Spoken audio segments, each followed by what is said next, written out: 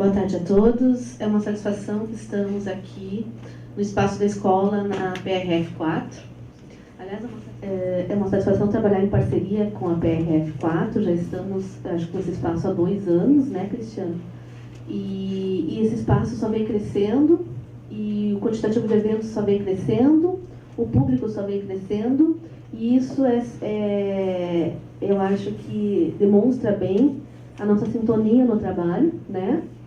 E a qualidade dos nossos eventos. Então, agradeço muito a receptividade da PRF4 por ter abrido um espaço para a escola aqui e abrir espaço para capacitação e integração dos colegas. Então, são 2 focos que a gente começou a trabalhar há 2 anos e acho que a gente está conseguindo o êxito disso. Então, aqui, eu gostaria de, mais uma vez, agradecer ao Cristiano, que tem sido nosso apoiador, e a gestão atual e a anterior, que do Sérgio também, que nos ajudou muito para estabelecer esse espaço da escola da AGU, da 4ª região aqui na PRF4. E dentro desses muitos eventos com ótima qualificação, nós temos hoje um evento de resiliência, que também é oriundo de uma parceria de longa data com a Jolima. A Jolima já ministrou eventos em Brasília, por indicação nossa até, né, Jolima? Em Brasília, no Dia dos Servidores, e também ministrou alguns eventos aqui na 4ª região. E em função dessa parceria, houve até algumas trocas, né? Eu ministrei algumas palestras para ela, e assim, nessa troca, ela vem hoje, de forma gratuita, isso que eu quero colocar para vocês, ela está vindo hoje participar dessa parceria e ministrar esse evento, essa palestra sobre resiliência. A gente sabe que nós, servidores públicos, membros da AGU e de todos os outros órgãos aqui presentes, sabe que a gente está vivenciando muitas mudanças, né? E isso impactua em nossas atividades. Então, nada melhor da gente trabalhar com profissionais competentes para saber melhor como atuar, como receber essas mudanças, né? E como qualificar o nosso trabalho e o emocional, que também implica muito na nossa gestão e na nossa atuação, né? Então, hoje nós vamos ter a resiliência e competência essencial para a alta performance no serviço público. Agradeço vocês virem aqui. Estou encerrando uma gestão de 6 anos na escola da AGU, e eu queria muito que a Jo estivesse junto nessa fase de encerramento, de transição, para a gente encerrar com chave de ouro. Agradeço muito a tua presença.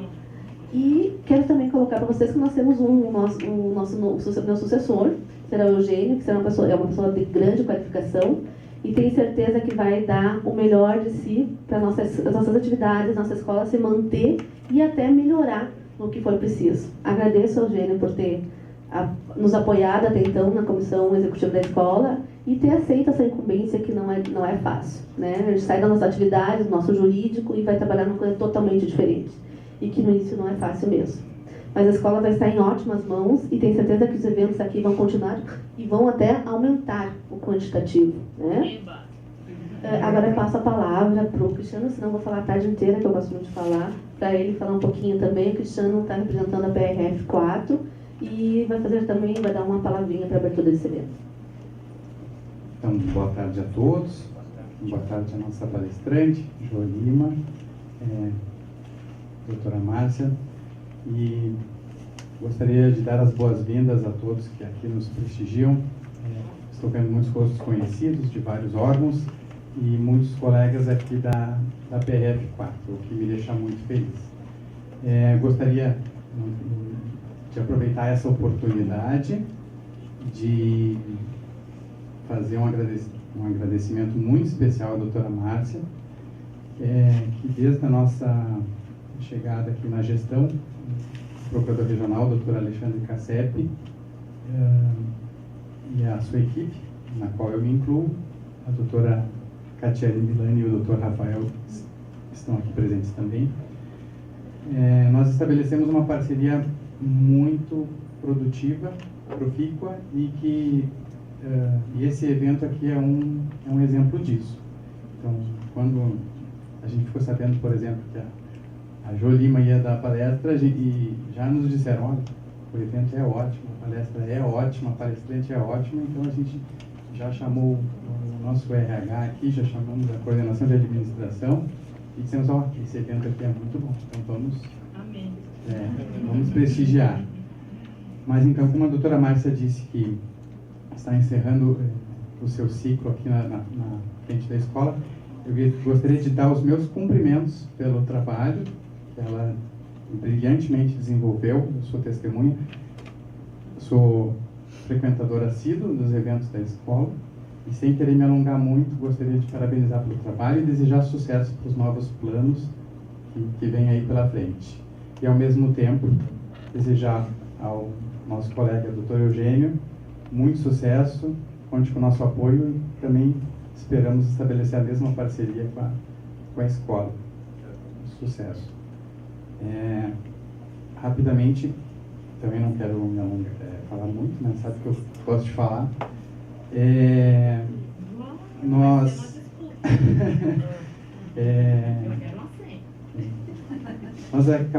estávamos falando agora há pouco com a doutora Márcia que estamos propondo um projeto para a escola e fazer uma parceria de capacitação dos nossos estagiários, né, aqui da PRF4. E o primeiro tópico que nós colocamos para essa capacitação, que começa em 3 de junho, é aspectos sociais e comportamentais, ferramentas do sucesso. Então, esse é a primeiro evento. O nosso palestrante, se a parceria se firmar, vai ser o Dr. Rafael, que vai trabalhar esse conceito com os estagiários, né? Ele é bueníssimo. É ninja esse cara. Está bem contratado. Está bem contratado, Esse aí vai com fé.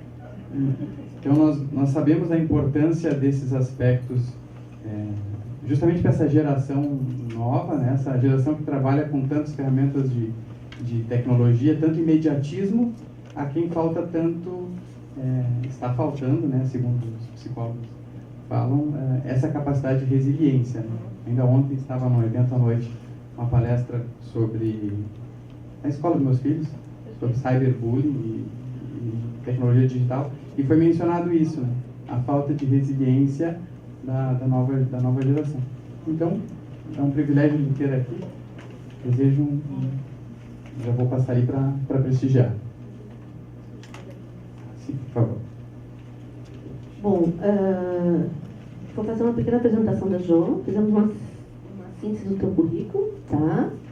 A Jo é conferencista nacional com mais de 17 anos de experiência no desenvolvimento e aplicação de programas de treinamentos comportamentais técnicos com experiência em aplicação e desenvolvimento de metodologias gerenciais em instituições públicas. Pós-graduada em Direito Empresarial pela Fundação Getúlio Vargas. A Jo já ministrou palestras tanto na Polícia Federal, Ministério Público, TRE, que está aqui presente. Tem alguns presentes aqui. Então, ela sabe da nossa realidade, da realidade da administração pública, e tenho certeza que vai ser um excelente evento. Seja bem-vinda aqui. Pessoal, boa tarde. Boa tarde. Enquanto eles estão se organizando, e eu também. Obrigada. Legal. Primeiro, eu quero dizer para vocês que eu estou aqui para pagar dívida emocional. E como é que a gente paga dívida emocional? Ao longo da vida. E elas são impagáveis, essa é uma verdade. Eu estou aqui por honra e glória desta loira platinada que já me indicou o meu trabalho em todo o Brasil. Estou aqui por você, com toda certeza. A AGU é uma excelente parceira minha. Eu agradeço a oportunidade, doutor Cristiano, de estar aqui me prestigiando. Doutor Eugênio, eu desejo êxito, porque realmente é um baita desafio a gente dar solução de continuidade àquilo que já está joinha, né? Então a gente precisa se puxar muito. Resiliência vai ser importante para o senhor também. Então vamos ver isso. Agradeço a presença de todos vocês e estou especialmente feliz por estar compartilhando o tema que eu mais amo, que é a resiliência. Só para vocês terem uma ideia, eu comecei a estudar resiliência há 17 anos atrás para me tratar, porque eu sou uma pessoa que tenho baixa tolerância ao tempo dos outros. Quem além de mim reconhece, nem vai ser filmado esse momento, quem reconhece que já sentiu um desejo genuíno de dar um saculejão em algum colega de trabalho? Reconhece. Bom, como vocês são comediantes, benditos, que coisa linda. Pois bem, eu não sei vocês, eu me trato.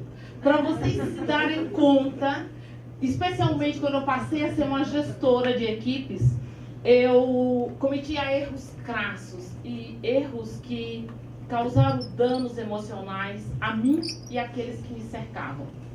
Por quê?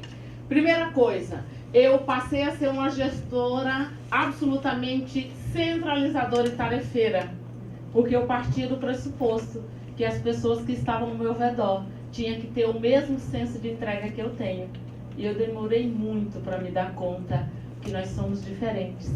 E é justamente a diferença que nos qualifica, porque aí a gente se complementa. Então, quando nós agimos de maneira tarefeira, você pensa da seguinte forma: por que eu vou delegar essa atividade para o João? Ele demorará 2 horas, 15 minutos, 32 segundos para executá-la.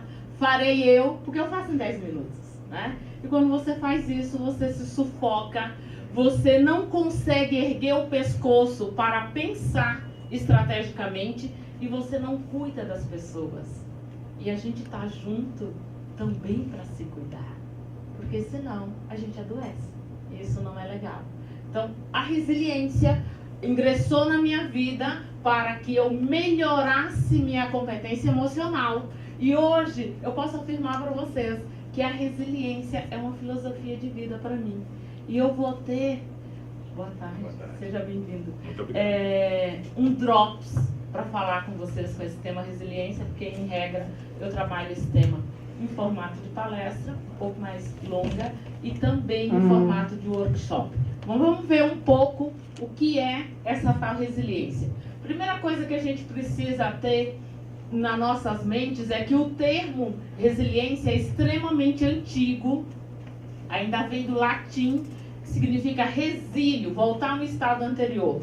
E os primeiros estudiosos a trazer o tema resiliência para o dia a dia foram os estudiosos da física. Eles trouxeram o termo resiliência com esse conceito aqui, ó.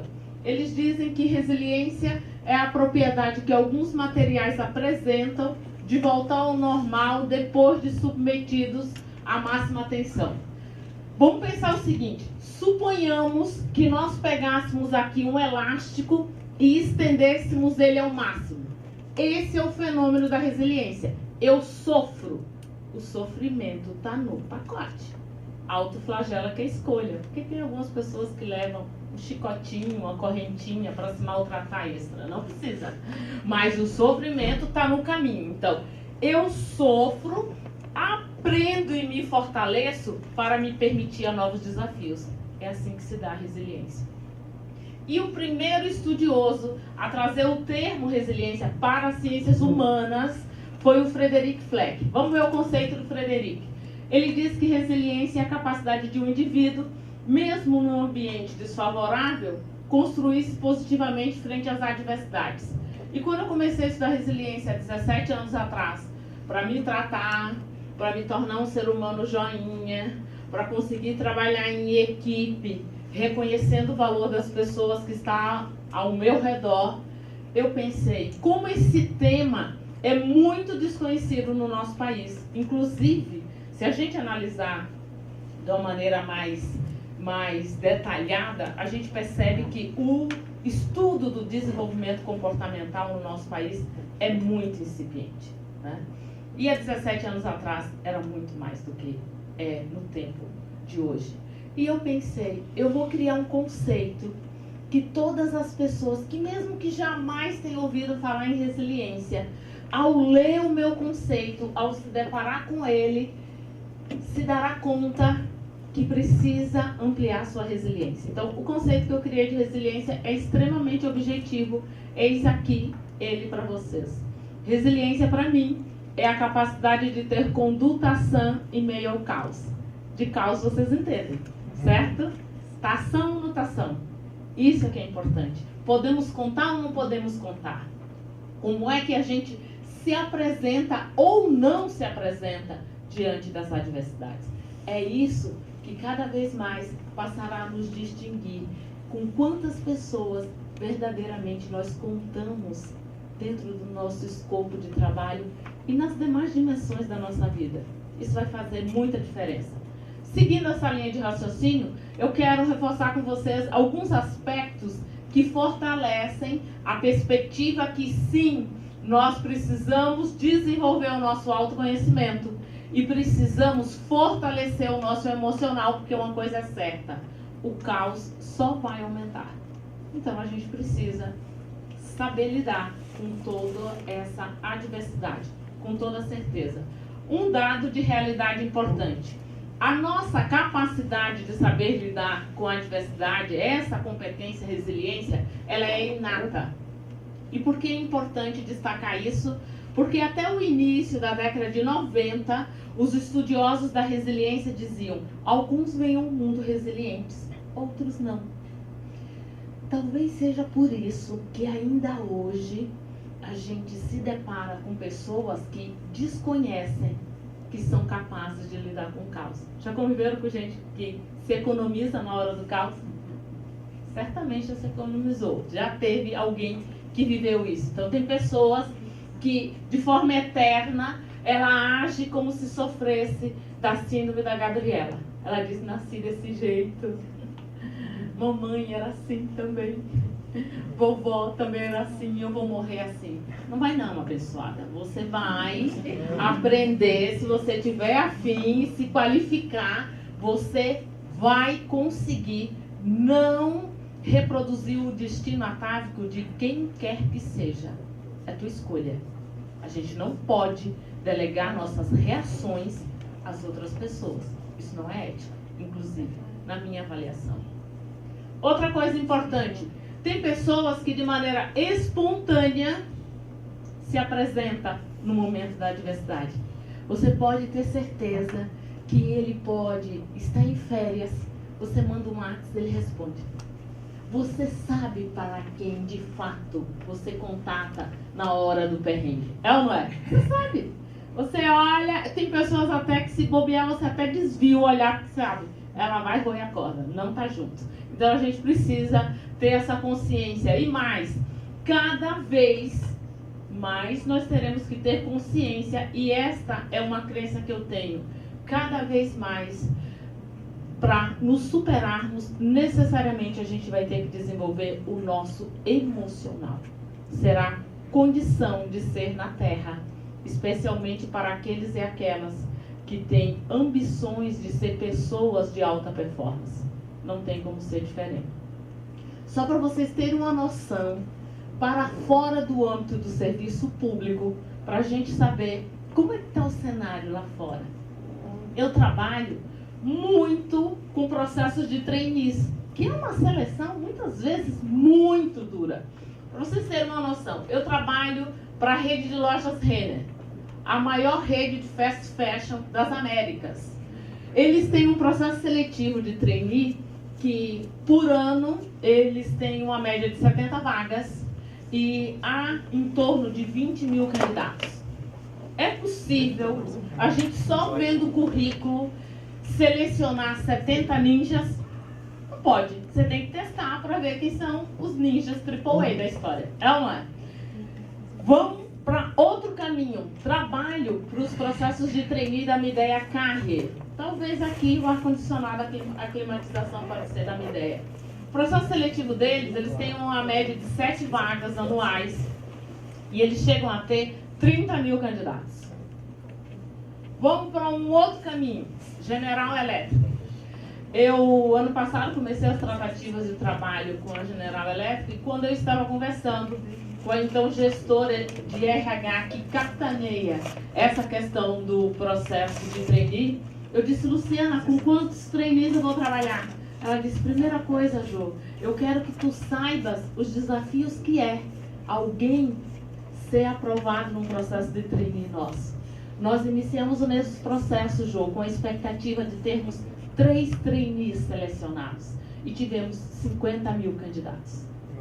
Convenhamos, se nós residirmos em uma cidade de 50 mil habitantes, já é um bom tamanho. É ou não é?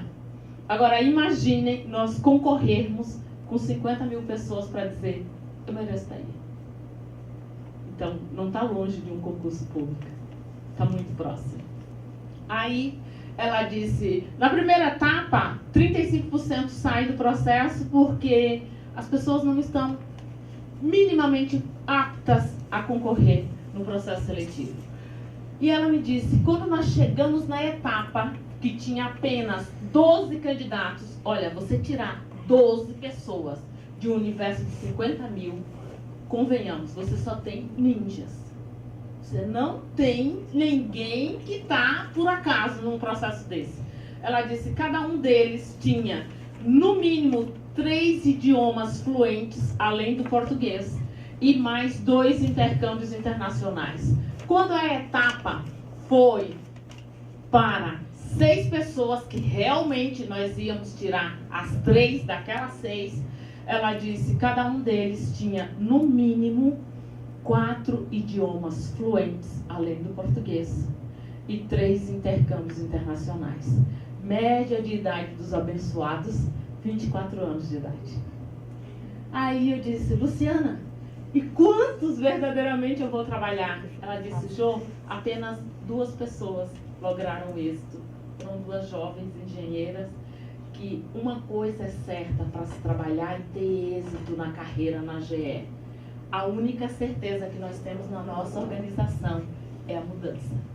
E quem não está aberto à mudança jamais será feliz na nossa empresa e terá uma trajetória que não vai animá-la e daqui a pouco ela vai se acomodar, e não é isso que nós queremos. Imaginem como está lá fora. Então a gente precisa ter consciência do quanto o emocional,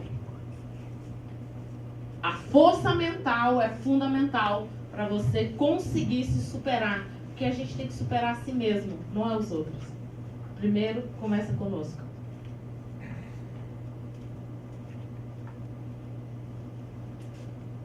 Eu quero aproveitar esse momento para dizer que nós temos, além de nós, tem 45 colegas nos prestigiando pela TV Escola. Olha que lindo. Muito obrigado por vocês me prestigiarem. Eu vou até abençoá-los. Só um momento. Quem está distante. Vamos combinar, né? Quem vem aqui nos prestigia. Quem está longe, que coisa boa, né? Isso é bem especial. Muito obrigado mesmo. Seguindo aqui, eu gosto de usar essa frase que diz: entre o estímulo e a resposta há um espaço. O que eu quero dizer com isso? Que entre o nosso momento de caos e a nossa resposta há um gap. Esse gap é o recheio que nos fortalece ou nos trava. Ou seja, aqui está a minha ética, estão os meus princípios morais, as minhas crenças, os meus valores. É com isso que a gente responde. Então a gente precisa fortalecer esse recheio para responder de maneira lúcida. Porque senão, tem pessoas adultas com 40 anos que na hora do caos funciona como se tivesse 2 anos de idade. Então a gente precisa ter essa consciência. Outra coisa, nesse espaço se localiza a liberdade e o poder de mudar nossas respostas. O que foi que eu disse para vocês no princípio da minha apresentação? Eu sou uma pessoa que naturalmente tem baixa tolerância ao tempo dos outros. Só que eu me dei conta ao longo do tempo que por mais doada que eu seja, por mais dedicada que eu seja, eu não me basta. Os grandes feitos são no coletivo. Então a gente precisa saber trabalhar em equipe.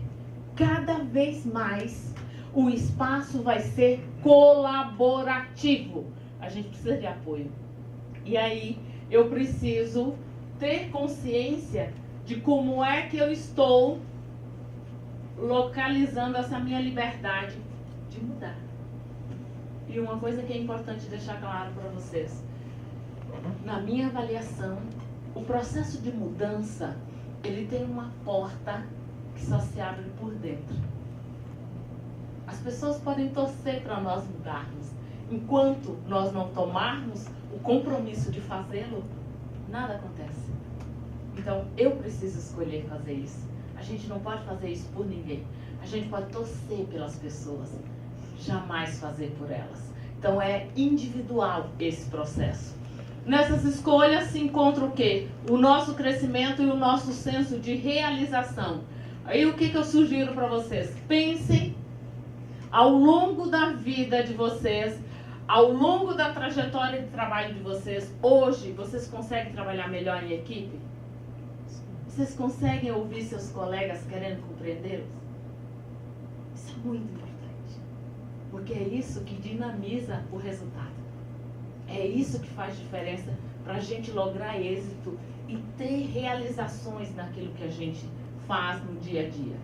Outra coisa que eu vou começar a compartilhar com vocês é algumas reações mais comuns das pessoas quando elas estão diante de adversidades. Vamos ver algumas reações.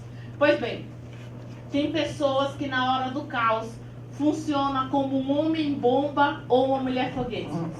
Já conviveram com gente assim? Que você sabe, quando eu for até a sala dela, ela me dará uma bronca tão homérica que eu já vou com o abdômen contraído. Ou você passa por uma colega e pergunta, ela chegou joinha ou não chegou joinha? Se ela for bem parceira sua, ela vai dizer, ela sequer almoçou. Bem depois das 3, porque aí os ânimos vão estar mais acalmados. Ok, vamos ver uma outra reação muito costumeira de algumas pessoas diante dos caos. Tem pessoas, observem vocês, esse é o Horácio. Belo Horácio. É uma graça, não é? Só que ele tem os bracinhos curtos. Na hora do caos, ele chega pra ti e diz, não é comigo, doutor Eugênio. Inclusive, o senhor ligou pro ramal errado. Não tem nada a ver com a minha área. O senhor, por favor, volta a ligar na recepção e o pessoal vai te dar uma atenção. Tem pessoas que se economizam na hora do caos. Uma coisa triste. E se for alguém que precisa de transporte público dentro da normalidade, o caos, ele é malvado. Ele gosta de se avizinhar próximo do final do expediente. Por exemplo, há uma conjunção planetária para perturbar. E suponhamos que vocês encerrem as atividades de vocês 18 horas, digamos, hora da Ave Maria. Dependendo do colega ou da colega, ela já está apta a ir embora às 17h30. Já foi ao toalete, já retocou o make, se for mulher, aí tá assim com a chave do carro na mão, quase, né? Parecendo carro de Fórmula 1. Vai embora, vai embora. Aí acontece, chega um e-mail escabroso dizendo, precisamos de tal relatório. Aí você olha para a abençoada e ela diz, amiga, eu adoraria poder ficar aqui. Mas hoje, se eu perder esse ônibus, parece que nunca mais ela retornará ao lar. Ela perderá o contato com todos os seus familiares. Será banida do Brasil, enviada a uma ilha inóspita e deserta e passará a se alimentar do arroz jogado pelos helicópteros da ONU e vai ser sujo com areia. Convenhamos. Se o ônibus não passar, se Deus nos ajudar, pelo menos em 24 horas, o transporte vem. Então, tem pessoas que elas têm milimetricamente a certeza de que eu sou paga para trabalhar de tal horário a tal horário. E isso é triste, porque a vida acontece 24 horas por dia. E o vento que venta lá, venta cá. Porque um dia a gente precisa também. Então a gente tem que ter essa noção. Como é triste quando nós não temos com quem contar. É bem desgastante isso. Mas tem pessoas que na hora do caos, olha o Hart aqui, a Enia, que tem pessoas na hora do caos, ela sempre tem foco no erro. E ela reclama de tudo. Ela reclama da climatização, ela reclama do espaço, ela reclama do barulho do salto das colegas, ela reclama do tom de voz de algum colega. Nada tá joinha. E como é desgastante quando a gente tem que conviver dia após dia com alguém que está sempre com a babinha do mal escorrendo pelo canto da boca. Porque o foco é no erro, nada presta. Isso é muito desgastante quando a gente tem que conviver com pessoas assim, que são ácidas, que são emocionalmente afetadoras do dia a dia da gente, que afetam o emocional da gente. Conviver com pessoa que você diz bom dia e ela diz bom dia pra quem? Não, e tem uns que ainda, você está no elevador, você faz a saudação, a pessoa te ignora. Não te tira nem pra coqueiro, porque coqueiro pelo menos você se escolhe e pega uma sombrinha, nem pra coqueiro ela te tira. Te ignora, não faz a mínima noção de dizer olá, tudo bem? Não tem essa consciência. Também tem pessoas que, de uma maneira positiva, aprendem com o caos e se apresentam com ele. E tem uma natural competência proativa. Algo que eu quero reforçar com vocês. A despeito de qual dimensão da vida de vocês, todas as vezes que vocês se depararem com adversidades, façam o seguinte questionamento: o que é que eu vou aprender com isso? O quanto esse momento vai me diferenciar? O quanto eu sairei mais forte e mais ciente e valorizando as experiências depois deste acontecimento?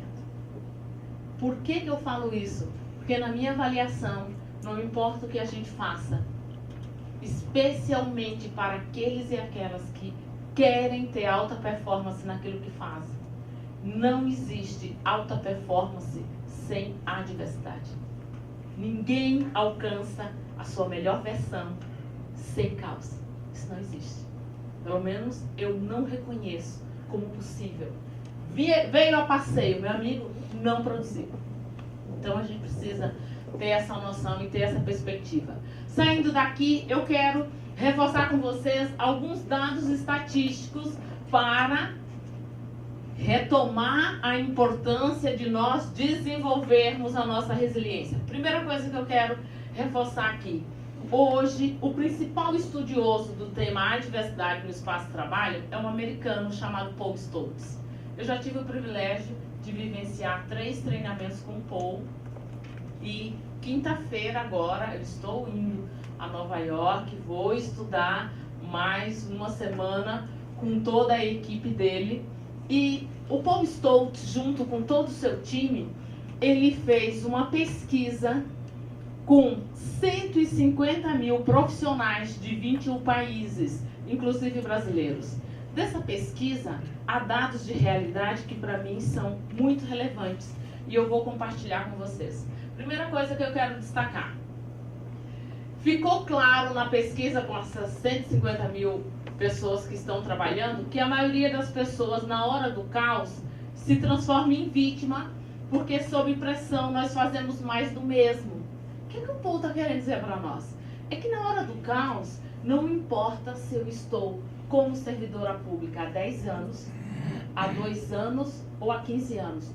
Todos nós, na hora do caos, evoluímos emocionalmente. Isso está no pacote. Sem nada. Quando eu evoluo emocionalmente, eu me potencializo. Significa dizer que se no dia a dia nós convivermos com alguém que naturalmente tem um tom de voz mais marcante, sobre excessiva pressão, nós vamos ver essa pessoa gritando com todo mundo. Já conviveram com gente que grita na hora do caos? Ok.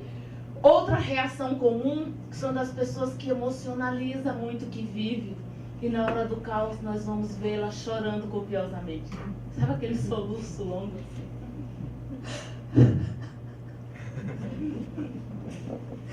Eu estava tão bem onde eu estava. Passei 5 anos e meio para passar nesse concurso para a AGU. Meu Deus do céu, esse povo é meio louco. Aí a coleguinha que está há mais tempo diz: vou te dar uma dica. Vai ao toalete, retoca teu make. Sua trajetória está só começando, né? Aqui tá. É por aí mesmo. Outra reação muito comum são das pessoas que chegam para mim e dizem: Jô, tu não faz ideia do quanto eu me preparei. Passei 3 noites insones estudando o que eu tinha que falar. Chegou na hora, deu um branco. Tem pessoas que chegam para mim e me dizem, juro para ti, no momento, os meus joelhos paralisaram. Travei. Algumas têm um delay emocional e me dizem, meia hora depois, eu sabia o que eu devia ter dito. Outras sonham com a solução. No outro dia chega e diz, falei tudo que estava engasgado. No sonho. Mas falou, é uma coisa, né? Pelo menos no plano, né, espiritual a coisa já aconteceu. Outra questão que é importante desse dado de pesquisa é que ficou evidenciado que somente 10% das pessoas aprende a domar o poder, a sabedoria e as energias presentes no momento difícil, no difícil espaço entre o estímulo e a resposta. 10% é um percentual baixíssimo, é ou não é? Eu posso assegurar para vocês, eu tenho o privilégio e a honra de trabalhar 50% com instituições públicas, 50% com iniciativa privada e a honra de trabalhar em todo o Brasil. Então, eu tenho essa mobilidade, me ajuda um monte para entender o mindset das pessoas, para tentar me familiarizar com isso. E eu posso assegurar para vocês que esse percentual no nosso país é mais baixo. Menos de 10% dos profissionais brasileiros verdadeiramente se apresentam em momentos adversos. Isso significa dizer que nenhuma organização ou instituição pública ou iniciativa privada pode hoje abrir mão de desenvolver emocionalmente suas equipes, inclusive se quiserem alta performance. Outra coisa que é muito importante, ainda em 2012, a revista, a manchete de capa da Veja trazia o seguinte tema: depressão. Estima-se que hoje nós temos no nosso país aproximadamente 40 milhões de pessoas trabalhando emocionalmente doentes. E é muito provável que vocês já conviveram com algum colega que adoeceu no ambiente de trabalho.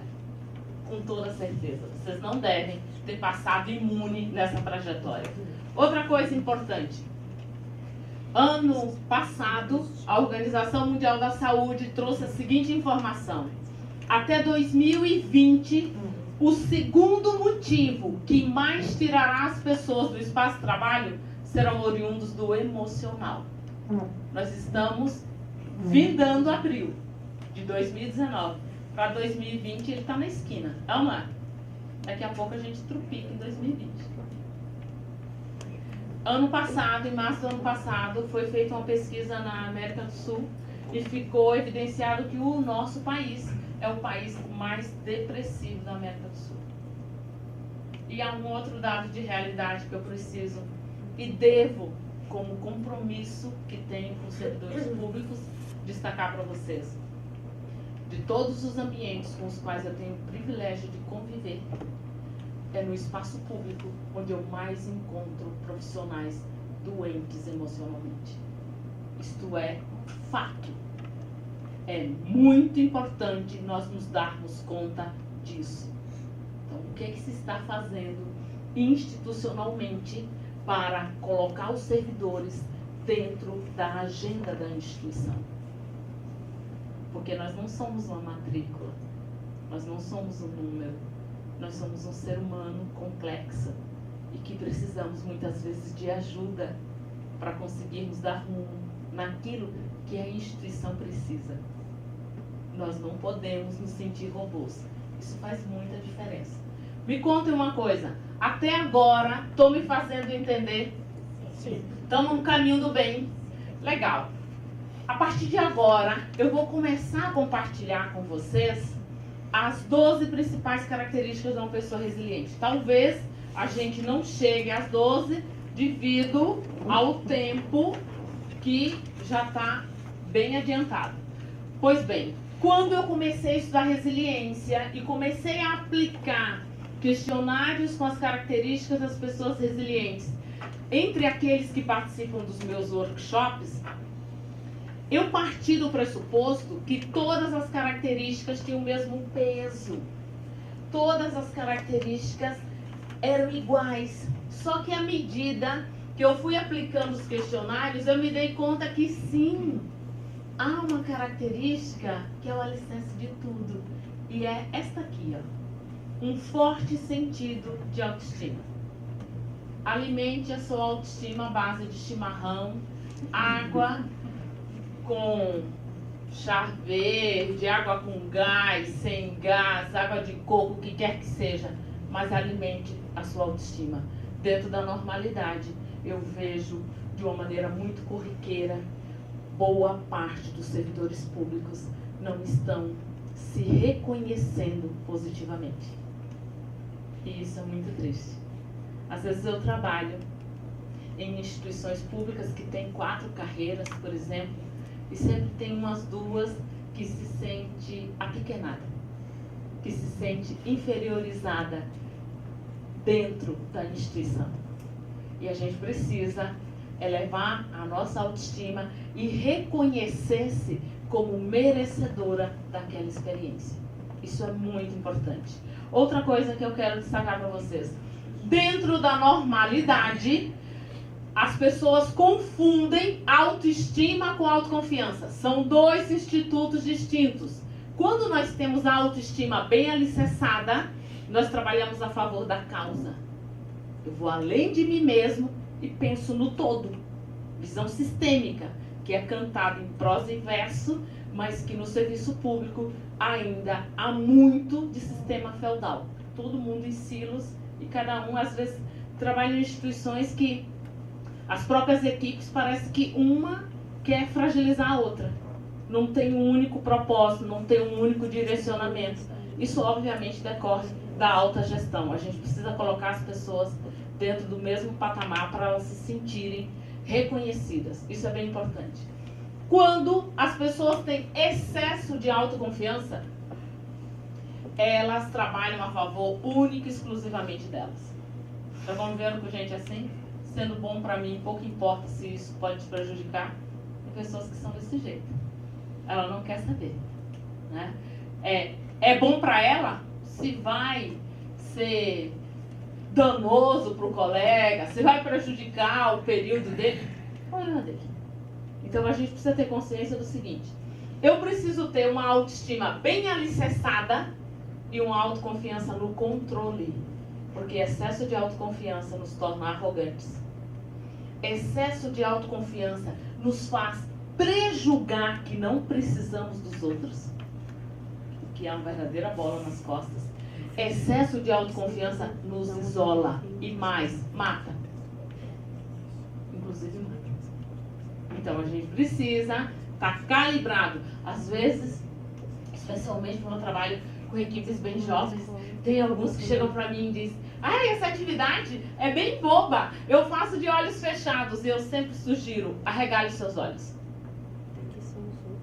É quando você acha que já é o suprassumo que você vai se danar. Então, eu preciso ter consciência de respeitar a experiência.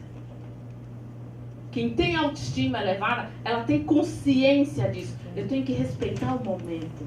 Eu não posso banalizar o momento. Isso faz toda a diferença. Eu entendo que as instituições públicas no Brasil têm um grande desafio, que é ressignificar as crenças e os valores dos servidores públicos perante a sociedade, que infelizmente hoje ainda não é positivo. A gente tem que ter consciência. Só para vocês terem uma noção do quanto algumas instituições dão medo à sociedade, eu trabalhando numa instituição federal em São Paulo, ainda era período de táxi, eu não usava aplicativo. E aí eu cheguei em Guarulhos, entrei no táxi e disse para o taxista: por gentileza, eu preciso que o senhor me leve na Prestes Maia, tal número. Aí ele teve um delayzinho, ele olhou para mim e disse: a senhora sabe onde é esse lugar? Eu disse: sei. A senhora sabe o que é que funciona nesse lugar? Eu disse: sim, eu sei. Só vai lá quem faz alguma coisa errada. A senhora sabe disso? Eu disse, mas eu não fiz nada de errado, abençoada. Eu estou no caminho do bem. Eu vou lá para trabalhar. Ele disse, a senhora vai trabalhar como se dissesse, tá mentindo.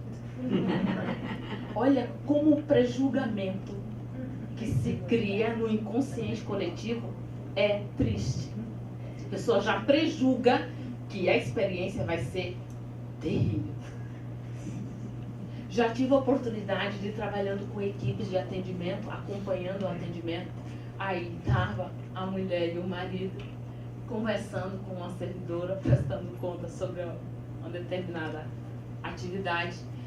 E aí ele estava falando, daqui a pouco ele olhou para ela e ela disse, fala a verdade.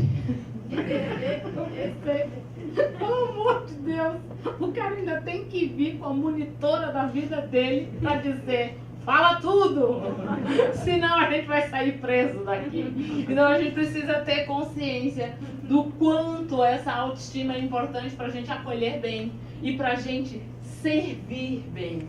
Porque com todo respeito a vocês, especialmente de 6 anos para cá, eu tenho me deparado de uma maneira muito corriqueira com profissionais que logram êxito num concurso público e, com todo respeito a eles, não têm vocação para ser servidor público. Desconhece a essência da palavra servir. E a gente tem que ter essa consciência, né? O quanto a gente precisa ter essa noção. Você tem vocação para a gente? Você está realmente a fim de trilhar essa carreira? Porque senão nem vai ser feliz, nem vai fazer o seu melhor e nem vai coletivamente conseguir influenciar positivamente. Então a gente tem que ter essa leitura. Próxima característica, independência de pensamento e ação. Essa é uma característica fundamental, especialmente para aqueles que querem liderar pessoas. Importante dizer para vocês que, na minha avaliação, liderança não é um cargo, liderança é postura de vida. Muitas vezes as pessoas assumem um cargo de chefia e se sentem líderes, estão longe de ser. Então, eu não preciso estar em um cargo de chefia, eu não preciso ser a gestora para liderar. É importante que a gente tenha líderes em todas as dimensões da nossa vida. Bem importante. O que quer dizer essa característica? Ela está ligada à minha capacidade de me posicionar, de individualizar aquilo que eu acredito. Já conviveram com pessoas que sofrem de efeito manada, que a gente vai a uma reunião cascuda, foi definida várias diretrizes, ao sairmos da reunião, no cafezinho, a pessoa chega para ti e diz assim, eu não concordo com o que foi dito. E você tem que dizer, abençoado, o momento de discordar já passou. Bem-vindo à Terra. Vamos cumprir o que foi acordado. Então a gente precisa aprender de maneira respeitosa, dizer por que eu entendo diferente de outro. Porque é natural, é que dentro da normalidade as pessoas discordam de nós como se fosse uma adaga voadora. Pá, vai lá e não quer saber, o golpe é no pescoço. Então a gente precisa aprender a dizer não. Nós precisamos aprender a dar limites. Outra coisa importante que tem tudo a ver com o serviço público. E essa característica é decisiva. Hoje, as instituições públicas têm um desafio extra, doutor Cristiano, que é educar adultos. Você estava na sua fala, no início, falando que o trabalho com os estagiários, como é importante a gente se dar conta de que nós temos um desafio que não existia outrora. Educar o filho dos outros. Que coisa bem linda. Quando o abençoadinho ou a abençoada chega e diz, eu não gosto de fazer isso. E você diz, nós vamos ter que aprender. Seca a babinha do mal e vamos trabalhar, né? Então a gente precisa ter consciência de individualizar aquilo que eu sinto, porque nós estamos migrando de uma ética do fazer, porque boa parte de nós, quando ingressou no mercado de trabalho, mantinha-se a máxima que era: manda quem pode, obedece quem tem juízo. É ou não é? Nós sabíamos que estávamos ali para cumprir. E estamos migrando para a ética do prazer, que é uma grande diferenciação. Que eventualmente as pessoas sabotam o processo. Faz o concurso e diz: eu não vou para tal cidade. Eu quero ficar na capital. Gosto de ficar com meu marido. Só ela. A torcida do Flamengo também adoraria ficar com o maridão. Outro chega: ah, não, essa atividade. Tem pessoas que ela já ingressa no serviço público e quando vai para a equipe de RH, ela sabe da instituição nas entrelinhas, de tal sorte que a própria equipe de RH desconhece. Ela sabe: eu não quero tal área, não quero tal área, não quero tal área. E por favor, não me mande para Conchichina, porque se eu for, eu vou conseguir um atestado médico e vou entrar num quadro de depressão crônico e vocês vão ter que me botar aqui. Segue o baile. Isso é uma realidade. E agora, permitir que alguém macule a lei natural das coisas. Porque quando foi feito o concurso, sabia no edital que nós tínhamos que ir primeiro para Conchichina, porque é o pedágio. Lei natural das coisas. Vai aprender e vai se fortalecer e vai galgar novas possibilidades. Outra questão que eu quero dizer a respeito de independência de pensamento e ação é que muitas vezes no serviço público tem servidores e servidoras que participam do meu workshop e dizem assim: mas Jô, essa característica eu não tenho a menor necessidade de desenvolvê-la porque eu jamais desejei ser chefe. Lê de engano. Independência de pensamento e ação transcende o espaço-trabalho. Todas as dimensões da nossa vida carecem de independência de pensamento e ação. Vamos pensar o seguinte: suponhamos que nós estamos em pleno final de semana na ala nova do Shopping Guatemi e não mais que de repente você revê uma amiga que foi colega sua na graduação. Aquele momento de celebrativo, mas faz tempo, que coisa boa, estamos juntas. E aí começa a retomar os anos passados que tem que falar em flash, 5 minutos tem que resolver o assunto. E ela está acompanhada da filha, uma menina com 4 anos de idade, que por ser gaúcha tem um nome de fácil compreensão. Nós, nordestinos, gostamos de nomes rebuscados. O gaúcho é mais clássico, dá nome de fácil compreensão. Esse é o principal erro que vocês cometem. Digamos que ela deu à filha o nome Laura, mais conhecida como Laurinha. Não mais que de repente a Laurinha começa a se estabacar no chão, faz um escarcéu, a mãe olha para ti e diz: olha como ela é voluntariosa, ela é muito decidida, ela é tão segura de si, que aos domingos ela determina onde vamos almoçar. E ela fala isso se regozijando e não se dando conta que está forjando moralmente deformada. E ele pode ser muito inteligente, passar num concurso público. Já viu o restante da história, né? Coleguinha. Chipou. O Kinder Ovo vai chegar e eu vou ter que construir o bonequinho. O que importa é o amor. É para isso que vocês estão aqui. É verdade. É sofrido, mas seca a babinha e vamos juntos. Tá no pacote. A gente tem que ter essa consciência. Em todas as organizações acontece isso. Só que no serviço público é mais difícil da gente dizer: vá com Deus. Mais difícil. Fazer o quê? Tá no pacote. Vamos lá. Vamos para a próxima característica, que é a capacidade de suportar a pressão psicológica e poder aprender com ela. Primeira coisa que eu quero deixar claro para vocês.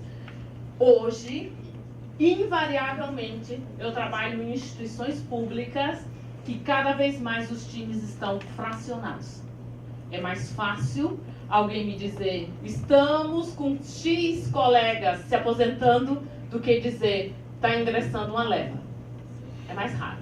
Então a gente está dando mais tchau do que acolhendo novas pessoas. Isso significa dizer que nós estamos trabalhando por mais pessoas, cada vez mais lideraremos mais pessoas, e há uma outra perspectiva que nós temos que internalizar. Isso já está mais claro, no meu olhar, fora do Brasil. Estados Unidos, Europa, eu vejo isso mais claro. Aqui ainda é incipiente, nós temos que internalizar e desenvolver naquelas pessoas que estão na nossa equipe. Chegará aqui a leitura de que não existe mais trabalho menor. E eventualmente, hoje, vocês podem trabalhar lado a lado de alguém que tenha força na língua para dizer: isso que você está me pedindo, eu não farei, porque eu não fiz um concurso para fazer isso. Eventualmente a gente se depara com esse tipo de expressão. E nós temos que dizimar essa leitura, porque nós fazemos o concurso para fazer o que é necessário fazer, e não necessariamente o que eu gosto de fazer. E como há uma miopia na sociedade, só para vocês terem essa noção de como as pessoas veem o serviço público. Eu, ano passado, estava trabalhando em uma instituição pública lá, a sede em Brasília, e o que eu fiz? Cheguei antes, aí uma estagiária estava me acompanhando para testar os recursos visuais, estava tudo joinha.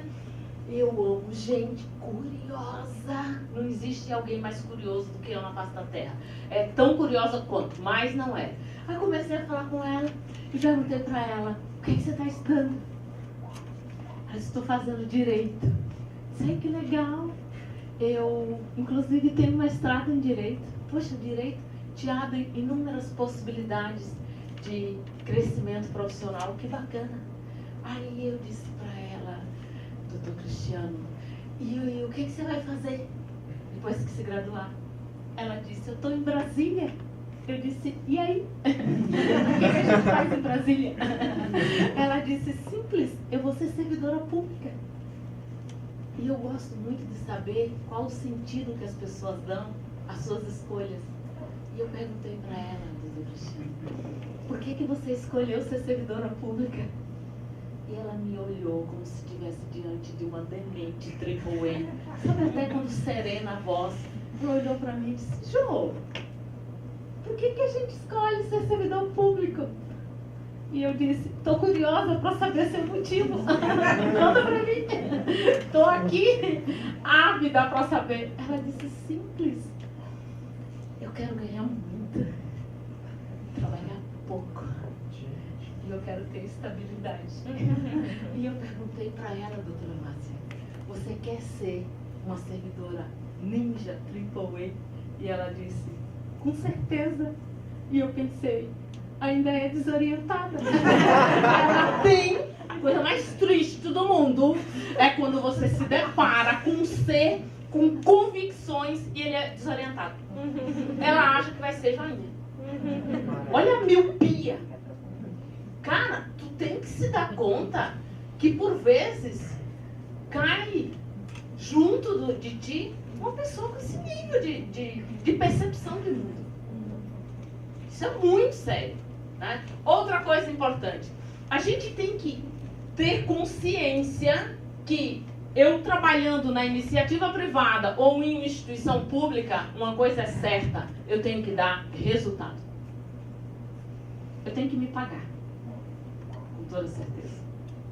Então, nós somos cobrados, sim, para darmos resultado. Não importa em que âmbito eu trabalho. Eu tenho que cumprir com aquilo que eu prometera quando eu fui fazer o concurso. Eu tenho que honrar minha palavra. Outra questão importante: você pode ser ateu. Reze pelo bem-estar daqueles e daquelas que te dão um bafo quente na nuca. As pessoas que nos cobram são as pessoas que nos transformam, são as pessoas que nos mobilizam e as pessoas que nos fazem sermos melhores. Então agradeça a Deus por estar na lista dos cobrados. A gente tem que temer de não estar nessa lista.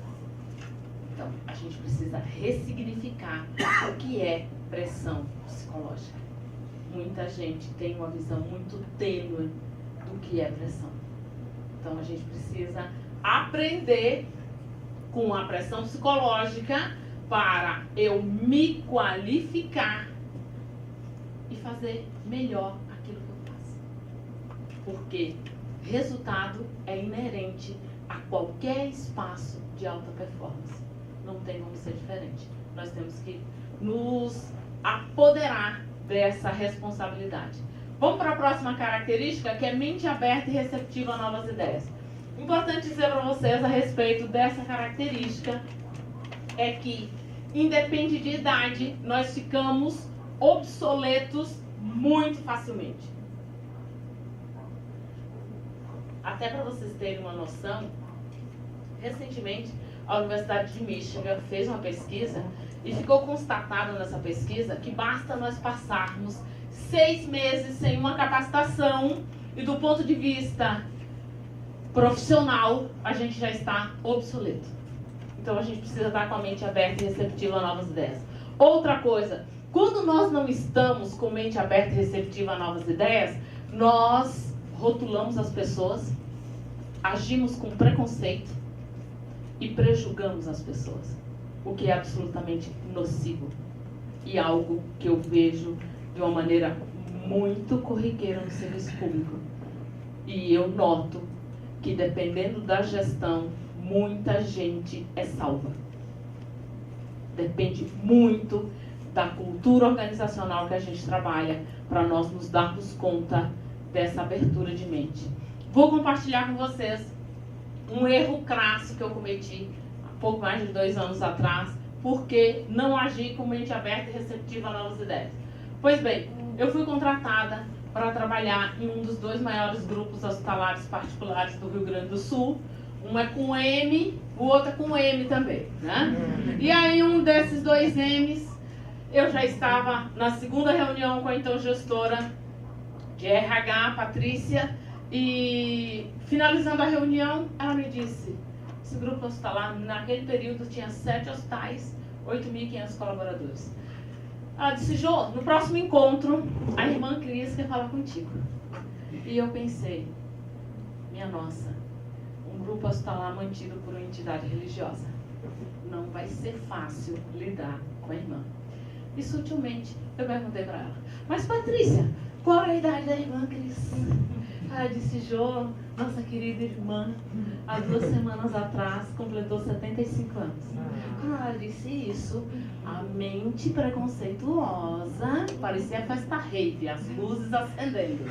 E aí na saideirinha, sabe aquele abraço final do tchau? Eu disse: só me conta uma coisa, qual é o cargo da irmã dentro do hospital? Ela disse: Jô, essa é a nossa maior alegria. A nossa querida irmã, em agosto desse ano, foi alçada a diretoria geral da nossa mantenedora para a América Latina. E eu olhei para ela e disse: que joinha! Sabe aquele joinha que sai esmaecido, que você fica precisando se recuperar em algum momento? Aí eu pensei, vou tomar vários cuidados para tocar o coraçãozinho da mulher da Bíblia. Foi assim que eu imaginara ela na minha mente. Alguns cuidados. Eu sou uma mulher barroca. Meu marido disse: você não é barroca, você já foi. Depois dos 40, você se tornou uma mulher extravagante. E eu temo um dia que você vai sair do closet trajando um cocar. Coisas como marido bom não tá fácil, você se faz de louca e segue o baile, você quer ser feliz. Né? O que importa é isso. E não adianta ficar casando. É melhor quem vive 20, vive 30, vive 40. Essa é a minha percepção. Aí eu pensei, eu vou discreta. O que eu fiz? Comprei um terno bege para me mostrar uma mulher discreta. Trabalhei até o tom de voz, porque meu tom de voz é mais marcante, sutil, bem sutil, um esforço danado. Aí também tomei um cuidado de usar uma das joias que o Léo me dá uma vez ao ano, quase que uma discussão sindical em casa para sair alguma coisa, que eu gosto de coisas mais chamativas. Ele disse: não tem a menor necessidade disso. Aí botei aquela joia, fui à manicure. que me atende há quase 10 anos, e disse para ela, por favor, olha o padrão. Eu disse, uma francesinha. E ela olhou para mim e disse, tu tá triste? Isso não é você. Eu disse, não sou eu me adaptando aos meus clientes, minha filha. Sou muito inteligente. Aí eu tomei o cuidado de comprar uma bolsa marrom para ficar tom sur tom. Só uma mulher sabe o que é isso. É a lâmpada do poste. Você só a vê quando está apagada. Se estiver acesa, ninguém nota. Aí também tomei o cuidado de memorizar o Salmo 52. Porque eu pensei, em algum momento eu vou tocar o coração dela. Em alguma oportunidade eu tenho que dar um abraço nessa mulher. Aí me aprontei, me arrumei. Chega no momento da reunião. Uma sala grande. 12 diretores de todo o grupo hospitalar já à mesa. E a mulher do texto estava arrasada. Aí eu pensei, vou ligar meu tablet, vou revisar o salmo, que na hora do caos, a memória recente, a primeira que escapa, pensei, vou estar calibrada.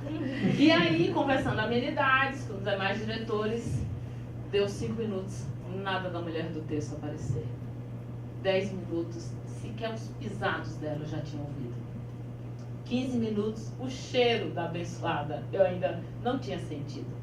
No 20º minuto já estava tão tensa que obviamente o salmo já tinha escapado do meu cérebro e eu estava mentalmente correndo pelo hospital e perguntando, onde é que está a mulher do texto? Onde é que está a mulher do texto? 21º minuto, adentra a sala uma senhorinha que de salto 5 não passaria de 1,55 m. Cabelo cacheado na altura do ombro. Ela adentrou a sala e mais parecia um raio, tamanha rapidez. Sentou à mesa, se organizou, um parêntese. Ela olhou para mim, me cumprimentou, olhou o meu tablet e disse, esqueci o meu. Quando ela disse isso, quase que ergui as mãos aos céus para dizer, obrigado, Senhor. Tecnologicamente ela está ligada. Aí, outro parêntese. Se você quiser desenvolver disciplina no couro cabeludo de alguém, bote este abençoado ou abençoada para trabalhar, ou com um oriundo do exército, ou um religioso, ou um descendente de italiano, alemão ou asiático. Se não der jeito, entrega a tarefa a Deus. Só ele vai funcionar. Aí ela olhou para a secretária e disse, onde está o meu tablet? Não deu 3 segundos, o tablet estava diante dela, devidamente ligado. Aí começou o ritual de açoites emocionais. Ela olhou para mim e disse, consegue viver sem o teu? E eu pensei, não estava preparada para esse tipo de pergunta. Estou com um salmo aqui e a senhora vem me falar. Eu disse, importante também destacar para vocês, na hora do caos, é muito comum o demônio soprar alguma coisa no seu ouvido. Satanás está sempre em alerta. Cuide que ele não fez concurso para a instituição que você trabalha. O cão nunca ajuda. Aí eu recobrei minha mente e pensei, fica centrada para não falar besteira na frente de uma religiosa. Eu disse, irmã, sabe que eu consigo obedecer o meu? E ela disse, eu não. Inclusive, todas as invenções que o Steve colocou no mercado, eu adotei. Ele foi um divisor de águas na minha vida. E quando ele faleceu, eu mandei rezar uma missa para ele. Eu disse, que legal. Ela disse, só para você ter uma ideia do quanto ele transformou minha vida, nesse tablet aqui, Jô, eu trago uma síntese da minha trajetória. Eu tenho mais ou menos 1.500 fotos tiradas em todos os eventos internacionais da nossa congregação. Eu tenho outra coisa aqui que certamente nos workshops você vai estimular a gente a fazer, que é ter válvulas de escape. Sabe que na hora do caos, o que me faz voltar à normalidade é ouvir música. Minha playlist está aqui, Jô. Na hora da adversidade, eu recorro a ela. E eu também trago aqui comigo minhas metas de vida pessoal e profissional até os meus 112 anos. Quando ela disse isso, eu pensei, tem uma expressão gaúcha, estou aqui há 28 anos. Mês passado, fiz 28 anos no Rio Grande do Sul, mais da metade da vida no Rio Grande do Sul. Há uma expressão que eu amo de paixão, que diz o seguinte: os butiás caíram no mundo. Serve para tudo. Se você estiver feliz, os butiás saltam. Se estiver triste, também pulam. Se estiver alegre, também saltam. É uma coisa incrível. Os butiás caíram. Eu olhei para ela com aquele ar do quê? Como assim? Ela disse: você já sabe até quando você vai viver? Sabe quando você se apruma e diz: sabe que eu nunca pensei nisso, irmã? Eu quero ter uma vida longeva. Ela disse: mas você ainda não marcou quantos anos você quer viver? Eu disse: não. Ela disse: mas só com motivos de ano após ano é que você se mantém viva. Eu pensei: já estou satisfeita por aqui. Chega. Aí começamos a reunião, andamento, momento tchau, momento abraço. Até a próxima, vamos para o workshop. Nada disso. Quando a gente estava se despedindo, ela se aproximou de mim e disse: minha filha, posso dar uma palavrinha à parte contigo? E eu pensei: agora, salve. Não, foi o cascudo derradeiro. Fomos até a sala onde ela trabalha e ela chegou e disse: Jô, você gosta de chá? Eu disse: adoro, irmã. Ela disse: vou fazer uma infusão com ervas que eu trago do mundo inteiro. E eu disse para ela: estou muito curiosa. E aí, enquanto ela foi, salmo na mão, né? Vamos lá, retomando. Daqui a pouco ela retorna ao espaço em que nós estávamos reunidas e ela disse: Jô, com aquela caneca de chá, uma caneca de porcelana chinesa, um negócio luxento, não era um copinho de plástico para você queimar os dedos, um negócio realmente requintado. Ela se aproximou e disse: Jô, eu preciso de ti. E eu disse: irmã, eu sou sua serva, determine o caminho e eu cumpro. Ela disse: minha filha, eu preciso de muita ajuda. Eu disse: irmã, a partir deste momento, vossa irmã passarei a ser. Designe um rumo e eu seguirei.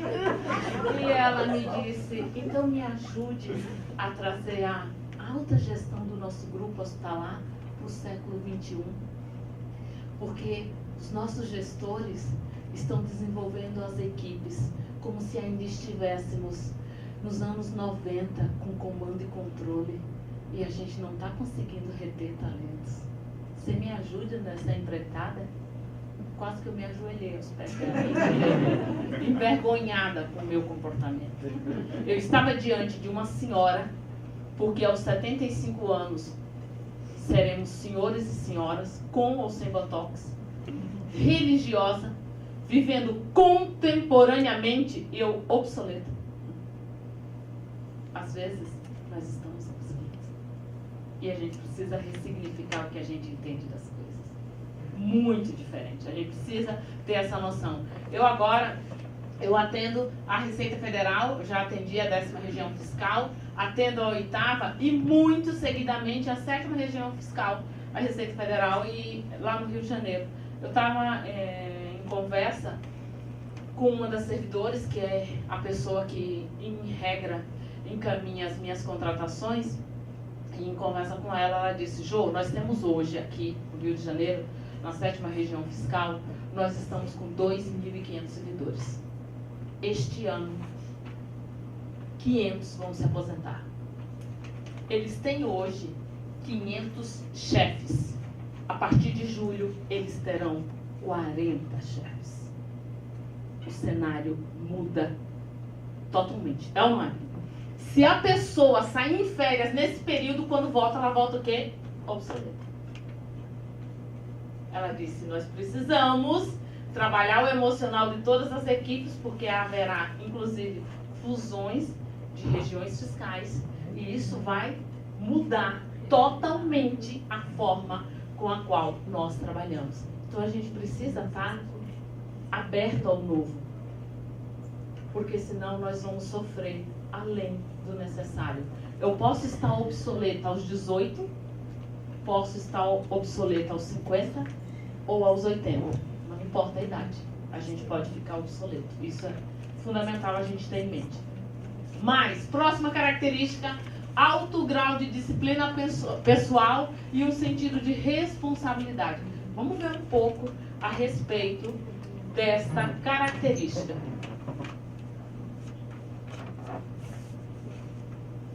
Primeira coisa que eu quero destacar para vocês é que na minha avaliação, dentro da normalidade, para alguém lograr êxito no serviço público, necessariamente tem que ser alguém disciplinado. Não tem como ir de sangue doce. Você tem que se puxar. O que me causa estranheza é que há pessoas que depois que logram êxito no concurso público, ela já ingressa autoaposentada. Aí é que está o erro. Então a gente precisa ter consciência. Esta é uma competência de resultado. Muito importante.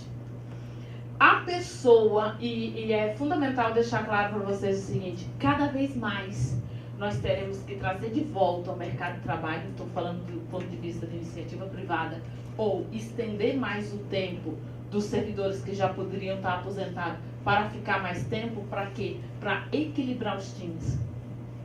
Agora nem tanto, mas recentemente teve um período que as instituições públicas estavam se transformando em verdadeiras incubadoras. As pessoas já ingressavam de costas, porque elas já estavam em outras etapas, em outros concursos. Ela já chegava e dizia, não é aqui que eu quero ficar. Eu estou em tal etapa, em tal lugar. Então ela já entra com a porta de saída como prioridade dela. Outra coisa que é importante. Ninguém consegue construir uma carreira exitosa por espasmo. A disciplina, ela é o asfalto que nós precisamos andar se queremos ter uma carreira exitosa. Não existe alta performance sem disciplina. Por que isso? Porque o disciplinado tem consciência de que ele está ali para fazer o que é necessário fazer. Está no pacote. Ele se autorresponsabiliza. Isso faz muita diferença quando a gente lida com pessoas com esse grau de comprometimento. Outra coisa que é fundamental dentro da normalidade, eu não vejo projetos institucionais nas organizações públicas que estejam atentos a essa perspectiva da gente reter os ninjas maduros. Quase que há um incentivo para dizer, vá com Deus. E dentro da normalidade, o que é que acontece? Dentro de um contexto geral, eu estou falando de uma forma genérica. Dentro da normalidade, a forma de aprender dentro de uma instituição, às vezes as pessoas levam 35 anos dentro da instituição. O que ela faz? Ela se aposenta e leva no seu HD mental todo o seu arcabouço de conhecimento.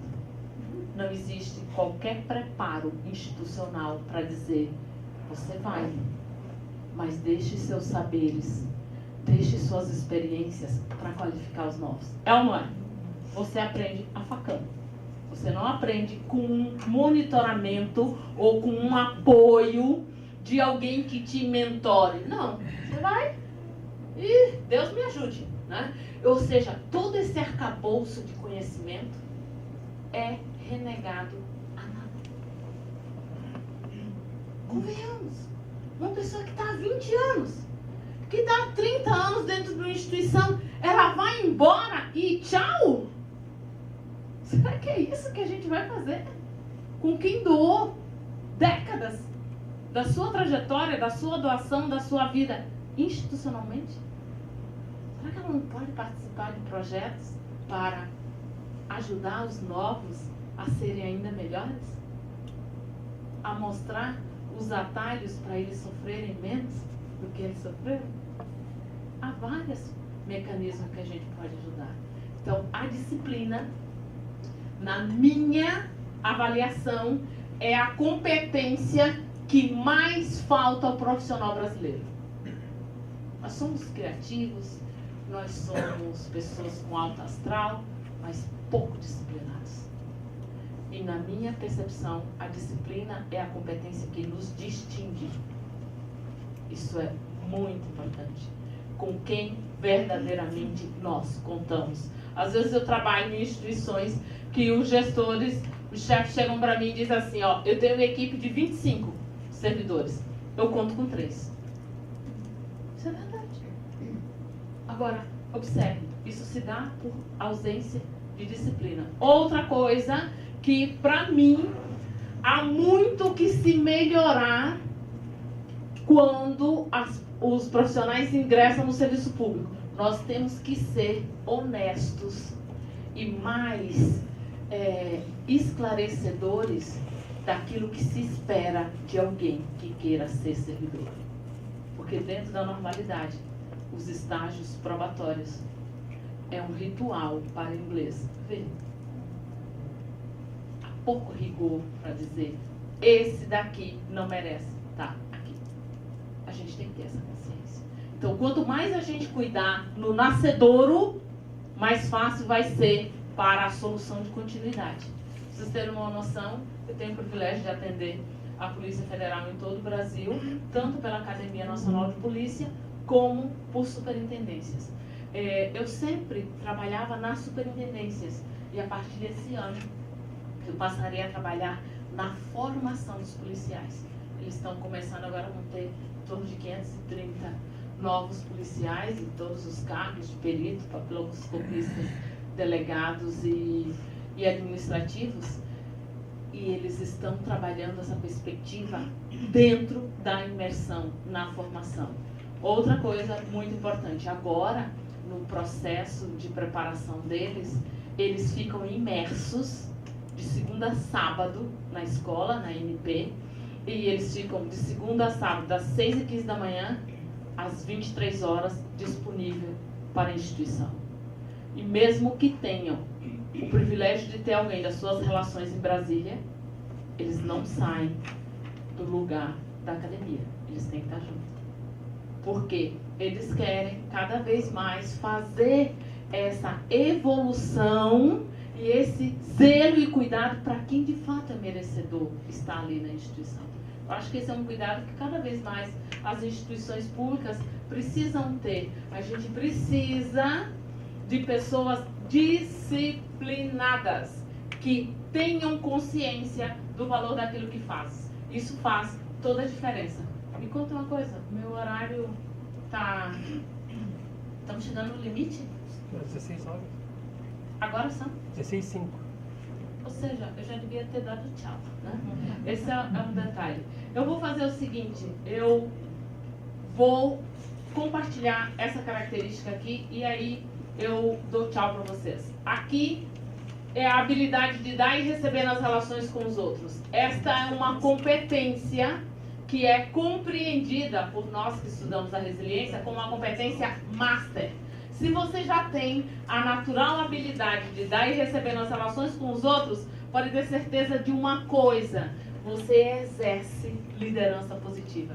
Isso é fantástico. Outra coisa que é muito importante destacar: já está comprovado cientificamente que as pessoas que nutrem relações de amizade no espaço de trabalho, elas têm um sistema imunológico mais saudável. Faz bem para a saúde ter amiguinhos no trabalho. Coisa fofa. Outra coisa importante, também já está comprovado cientificamente que o que adoece as pessoas emocionalmente não é a demanda de trabalho, e sim o clima organizacional. Quem é responsável pelo clima organizacional? Cada um de nós. Nós temos que ter essa autorresponsabilidade, né? Isso é muito importante. Outro dado de realidade, especialmente quando se trabalha em uma instituição pública onde há uma maior formalidade. Se você precisar de uma resposta e não tiver boas relações com seus colegas, com seus pares, você pode levar dias para ter uma solução. Mas se você tiver boas relações, você manda um WhatsApp e a pessoa imediatamente te responde. Isso significa dizer que as pessoas que se relacionam bem, elas são mais resolutivas. Dá resultado positivo nos relacionarmos. E isso é muito importante. O quanto é fundamental a gente perceber no serviço público quando as pessoas se apoiam, as pessoas se admiram e criam verdadeiros laços de carinho e de apreço. Como isso é bom, como isso é especial. Eu trabalhando em outra instituição no Rio de Janeiro, eu estava concluindo o turno da manhã, que eu estava manhã e tarde, e quando eu encerrei o turno da manhã, eu estava me organizando para ir para o restaurante da instituição e um dos servidores chegou para mim e disse assim: tá vendo fulano que está saindo dali? Olha, olha, olha rápido. Aí eu olhei. Ele disse: se você vê-lo no elevador, tente matá-lo. E eu disse: eu jamais vou fazer isso. Eu não tenho essa perspectiva. Eu tenho um gênio ruim, mas matar também não chega tanto. Aí eu disse: mas por quê que eu vou matá-lo? Ele disse: ele é esquizofrênico, não toma medicamento há mais ou menos 8 meses e já tentou matar uns 2 colegas nossos. Então, eu fiquei aqui mais tempo só para te apoiar, para te alertar, porque eu achei que ele pudesse estranhar você. Então, como as coisas acontecem?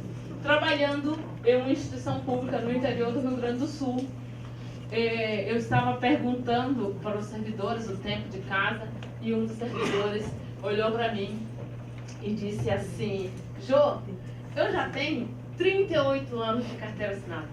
Eu já podia estar aposentada há muito tempo. Só que meus colegas não me deixam. E eu fiquei pensando, olha o quão engrandecedor é você trabalhar lado a lado de pessoas que você quer bem, que você admira e respeita. Isso faz toda a diferença. Eu estou com o meu tempo estourado, mas eu quero, além de agradecer vocês, eu quero mostrar para vocês, isso aqui é uma roda da vida da resiliência, que as pessoas quando participam do workshop, elas se autoavaliam, aí a gente cria plano de ação e desmembra em várias outras ações. Dito isso, vou fazer indicação para vocês de algumas leituras complementares que vocês podem fazer para tirar uma fotinho, alguma coisa assim. Ok. Agora eu vou deixar para vocês os meus contatos, o telefone do escritório que eu nunca estou, não fico em Porto Alegre praticamente. 98% das minhas atividades estão fora do Rio Grande do Sul. O telefone celular que eu sempre retorno as ligações, o e-mail, o site. Convido vocês a se inscreverem no meu canal no YouTube. Semanalmente eu faço vídeos que trabalham os 3 temas que eu mais desenvolvo: resiliência, liderança e atendimento ao público. Esse é o meu tripé. Quero que vocês contem comigo para a vida. O que eu puder ser útil, eu serei. Eu só não empresto dinheiro e nem vocês precisam, vocês ganham bem. Bom, dito isso, vou, além de agradecer, a doutora Márcia já não está mais aqui, mas eu preciso compartilhar com vocês uma máxima que uma ex-aluna mandou para mim via e-mail. E no e-mail ela disse: Jô, essa frase é a tua cara. E quando eu li a frase eu pensei, ela tem toda a razão. É um provérbio africano que diz muito respeito àqueles que escolhem ser servidores públicos, que fala o seguinte: se você quiser ir rápido, vá sozinho. Se você quiser ir longe, vá com alguém. Eu torço para que vocês saiam daqui ainda melhores do que o que vocês entraram, porque esse foi o compromisso que eu firmei com a escola da AGU. Espero que vocês contem comigo em novas oportunidades. Espero merecer ter a atenção de vocês. Doutora Márcia, Santo Ângelo está no meu coração. Eu adoro aquela pracinha de Santo Ângelo. Uma coisa, ela é de Santo Ângelo, por isso que eu estou homenageando Santo Ângelo. Pois bem, eu agradeço a atenção de vocês, o tempo de vocês, o cuidado de estar aqui comigo e me percebendo. Lamento que a gente não tenha tido tempo suficiente para falar todas as características, mas eu já dei para vocês um bom norte. E eu vou pedir uma especial gentileza para a gente fazer uma foto para a posteridade. Pode ser? Então vocês ficam ali, eu vou ficar ali e o colega vai tirar uma fotinha. De qualquer sorte, antes de qualquer coisa, eu quero dizer para vocês que eu tenho vocação para ser servidora pública. Eu amo gente e tenho disciplina. Então é uma honra todas as vezes que eu trabalho para instituições públicas que, para mim, é um paradoxo o serviço público, porque da mesma sorte que eu vejo o maior número de pessoas emocionalmente doentes, eu vejo o maior número de pessoas felizes. Eu faço votos que vocês trilhem uma carreira de realização, uma carreira interessante. A gente precisa se responsabilizar por isso. Muito obrigada pela atenção de vocês. Até uma próxima, com certeza.